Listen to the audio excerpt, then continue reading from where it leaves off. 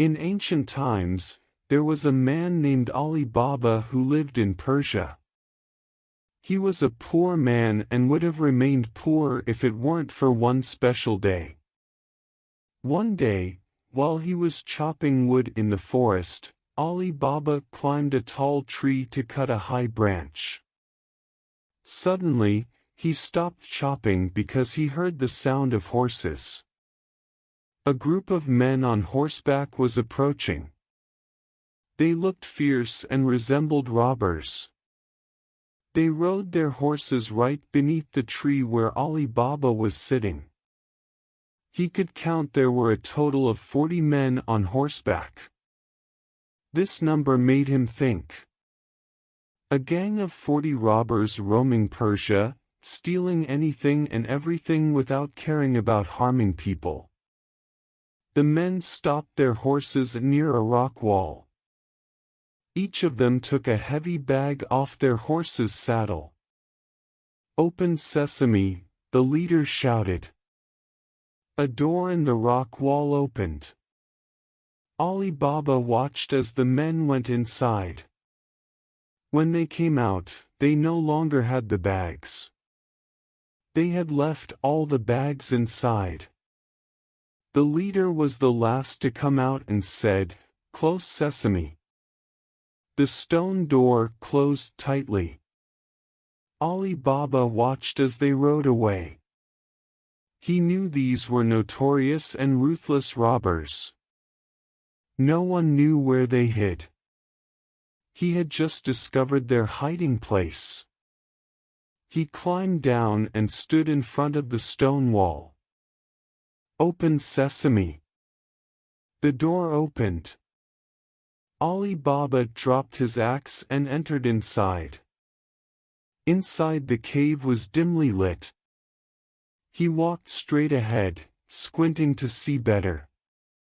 The floor was covered with treasures. He began to explore the entire cave. It was filled with precious things, colorful rugs, silver plates, gold bars, and shining pearls and jewels. He also saw bags containing the money the robbers had brought in. He took as many bags as he could carry. "Close sesame." The door closed. Alibaba rode his horse back home. When his wife saw so much money, she panicked. "Have you broken the law and harmed many people?" she asked. "No, this is the robbers' money," he said. "They have hurt many people. We must use it for good." He told his wife about the robbers and their hiding place. He told her about everything they had left inside. He didn't realize he had left something behind in the cave. He had forgotten his axe. Alibaba used the money for good. He moved to a better house. He opened a shop selling valuable items at affordable prices.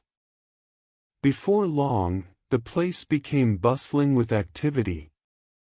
The 40 robbers were also busy. It took them a long time to return to their hiding place. "Open sesame," the leader said again. The door opened, and the leader noticed something on the cave floor. It was an axe. This axe didn't belong to them. All of them carried knives. They had no use for such a worthless axe. The robbers rushed into the cave and discovered they had been robbed. The leader went to one of the smartest men in the gang. "Go into town, find a newly enriched man, and remember his name. We'll give him a surprise." The robber went into town. He was dressed like a merchant. The first place he passed was Alibaba's shop. That day, Morgiana was working for Alibaba. "I am a merchant," the robber said. "But I've never seen this shop before." "It's new," she replied. This shop belongs to Alibaba. Interesting, the robber said. But he's not doing business right now. Morgiana didn't like the way the merchant looked at all. That's a shame, the robber said. Does he own other shops? This is the only shop, she said. He only had enough money to open this one. The merchant thanked Morgiana and smiled. She didn't like that smile. This merchant was up to no good. The robber continued to visit Alibaba's shop, and Alibaba became friendly with him. He didn't realize who Hassan truly was. Tonight, you're invited for dinner at my house, Alibaba said. Nothing would please me more, Hassan replied. Morgiana also came for dinner. She noticed Hassan wearing a beautiful robe but constantly fiddling beneath it. She saw a glint of light. He was hiding a dagger. Morgiana recognized this man. He was the fake oil merchant, not a stranger at all. She had to do something to protect Alibaba. Alibaba, she said. I will dance to entertain you. She took some scarves and began to dance. She twirled around Hassan's chair and used the scarves to tie him securely. Morgiana pulled a knife from Hassan's robe. This man intends harm to you, Alibaba, she said. He's not who he appears to be, he's the fake oil merchant. Alibaba's guards came and arrested Hassan, who turned out to be the leader of the 40 thieves. Alibaba thanked Morgiana for her quick thinking and bravery. He rewarded her with a share of the money at the shop. Additionally, he hired guards to protect his family. The leader continued to monitor Alibaba and his guards. He couldn't believe his plan had failed. He was furious for having sent away all his loitering men. Now he had to make contact with Alibaba himself. The leader shaved his head, assumed a new identity as Hassan, and opened a shop next to Alibaba's. Alibaba did not suspect who Hassan truly was. Tonight, I invite you to dinner, Alibaba said. Nothing would please me more, Hassan replied. Morgiana also came to dinner.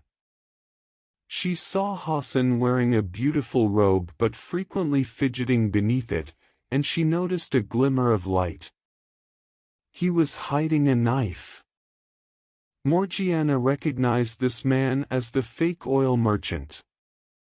She knew she had to protect Alibaba. Alibaba, she said. I will dance to entertain you. She used scarves to dance and tied them around Hassan's chair, securing him. Morgiana took a knife from Hassan's robe. This man intends harm to you, Alibaba, she said. He is not who he appears to be, he is the fake oil merchant.